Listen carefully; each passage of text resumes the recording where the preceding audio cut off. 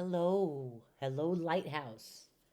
Never knew much about lighthouses, and I went on a little trip by the bay, Half Moon Bay, Carmel, Monterey, and I saw some lighthouses, took pictures with my phone, printed it right here, boat, and then went shopping and found this book that got me interested about lighthouses. I'd like to share first background information. I used to think of lighthouses from the point of view of a ship, the faithful sentinel standing tall, beaming its light out to sea, warning of dangerous rocks, guiding sailors to safety. But one day I was at a flea market and an old print showing a cutaway interior of a lighthouse jumped out at me. The drawing made me think of what it would be like to live inside a lighthouse, to make my home in those tiny round rooms miles from land, all alone. I delved into research, looked at pictures, read books, visited museums, and climbed the towers of lighthouses from New York to Newfoundland. I learned that the keeper's job was to tend the light from sunset to sunrise and to never ever let it go out. Sometimes a keeper had an assistant, someone to play checkers with and help share the night watch. They did not always get along. One keeper and his assistant apparently annoyed each other so much that they went a year without speaking and ate all their meals facing in opposite directions. Often families lived together on lighthouses. Some had as many as 11 children. Hundreds of women served as lighthouse keepers. Some replaced a husband or father, but many were appointed for the job. Several times during the night, the keepers would have to wake up and wind the clockwork that turned the lens. They would trim the burned ends of the wick and fill the lamp with oil, which they carried in a heavy bucket from the tank in the cellar all the way up the spiral stairs. They kept the lens free of dust so it would shine brightly, polishing the soot away each morning. Curtains were drawn on sunny days to prevent a fire in the lens. The lantern room windows had to be kept spotlessly clean. In winter, this meant chipping away ice, which was a dangerous job. The keepers held tight to a special handle attached to the outside and sometimes tied themselves to the railing so they wouldn't be blown away in strong winds. In foggy weather, a signal was sounded to warn ships when the light could not be seen. In the early days, the keepers did this by hand, striking a bell with a hammer every 20 seconds, which would have been exhausting, not to mention loud. In time, these were replaced by clockwork bells and, in larger lighthouses, steam-driven foghorns. Some lighthouse keepers learned to sleep through the dim of the horn. Others nearly went mad when the fog lasted for days. There was constant maintenance, keeping the saltwater and wind-battered lighthouse freshly painted, along with the usual household jobs, washing, cooking, mending, and stoking the coal stove. Water was pumped from the tank by hand. Waste from kitchen slops and chamber pots was thrown into the sea. Everything that happened had to be meticulously recorded each day in a logbook. Little things like the weather, how much oil was used, and which ships passed by, as well as big things like births and deaths and shipwrecks. But even with all these tiny chores, there was lots of spare time to fill. Keepers read books and played solitaire, knitted and embroidered, made model ships or tiny lighthouses to pass the quiet hours. Some keepers made kites to fly from the lantern gallery, or fish to supplement the tedious dinners of beans. Others brought seeds and sacks of dirt from the mainland to plant gardens in among the rock pools.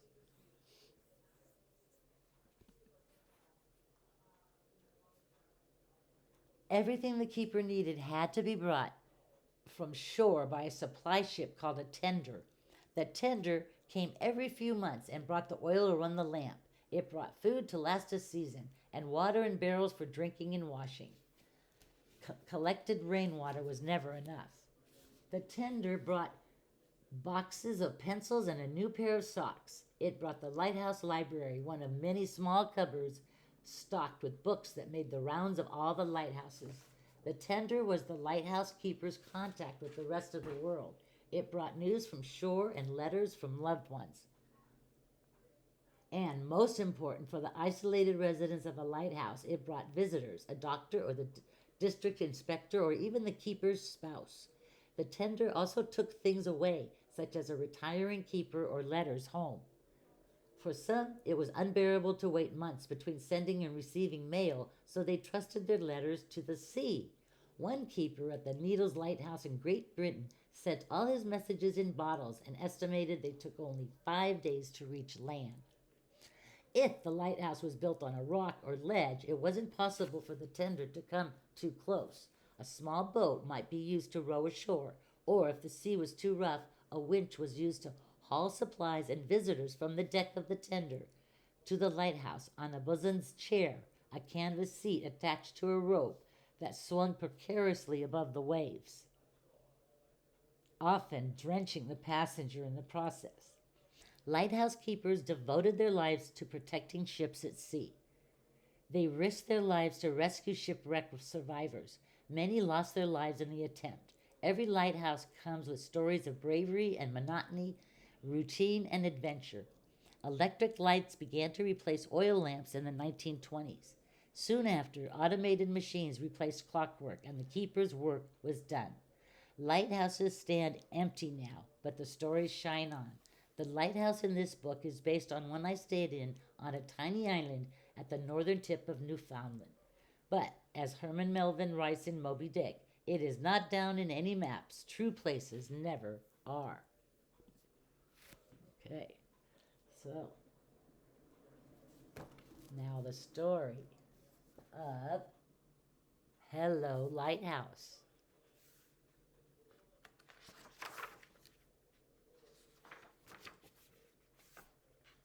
On the highest rock of a tiny island at the edge of the world stands a lighthouse. It is built to last forever, sending its light out to sea, guiding the ships on their way. From dusk to dawn, the lighthouse beams. Hello, hello, hello, hello, lighthouse.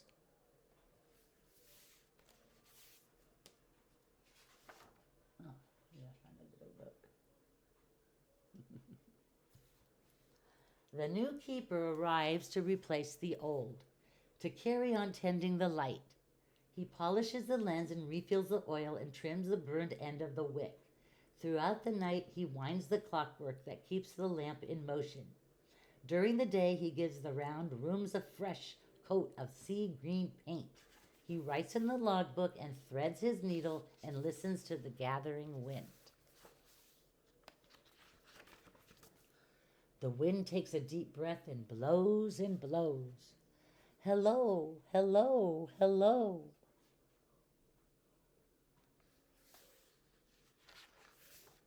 The keeper boils water and drinks his tea as he fishes for cod from the windows. He sets the table and hums a tune and wishes for someone to talk to. Every few days he writes her a letter and throws it into the waves. He tends the light and writes in the logbook and waits for her reply. Huh. The sky grows dark and the waves rise and crash. Hello, hello, hello.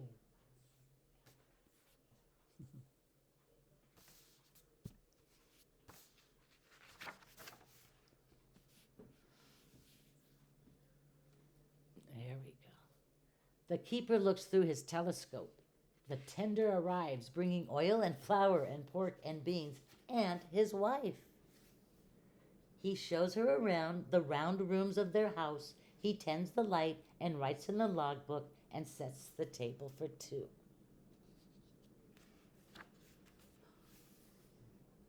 The fog makes everything disappear. A bell must be rung to warn the ships. Clang, clang, clang. One thick night, disaster strikes. A boat is wrecked on the rocks. Not a moment to lose, the keeper rows out. He pulls 3 sailors from the deep black sea. He tends the light and writes in the logbook and wraps the sailors in blankets. The sea turns into a carpet of ice. Hello, hello, hello.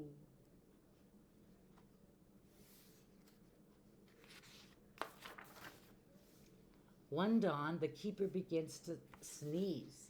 By dusk, he is terribly ill. His wife is everywhere all at once, running up and down spiral stairs. She tends the light and feeds him broth and chips ice off the lantern room windows. She sits by his side and writes in the logbook the minute his fever breaks.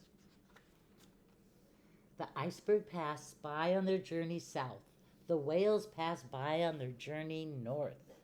Hello, hello, hello.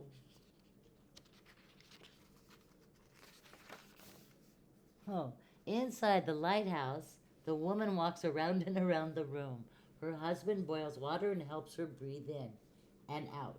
He tends the light and writes in the logbook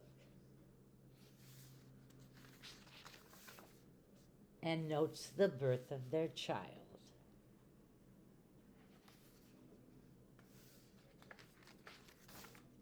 The sky erupts in swirls of green. Hello, hello, hello. The tender arrives bringing oil and flour and pork and beans and the mail. Along with fresh books and news from the land, there's an unexpected letter with the Coast Guard seal. The keeper winds the clockwork and polishes the lens just as he's always done. He tends the light and writes in the logbook, but knows that it's not for long. Together they watch the horizon.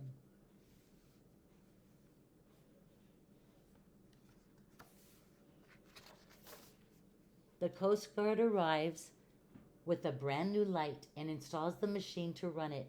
No lamp to fill, no wick to trim. The keeper's work is done. He climbs to the top of the spiral stairs and closes the logbook for good. They pack their belongings into the boat and wave farewell to the gulls. Beyond the breakers, they all look up. Goodbye, Lighthouse.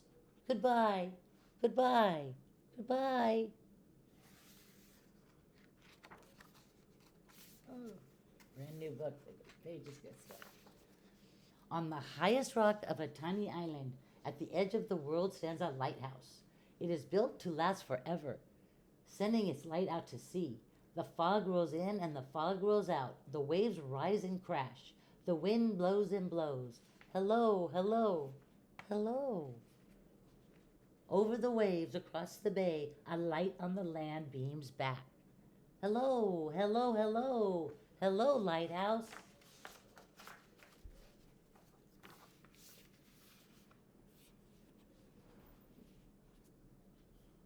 The end.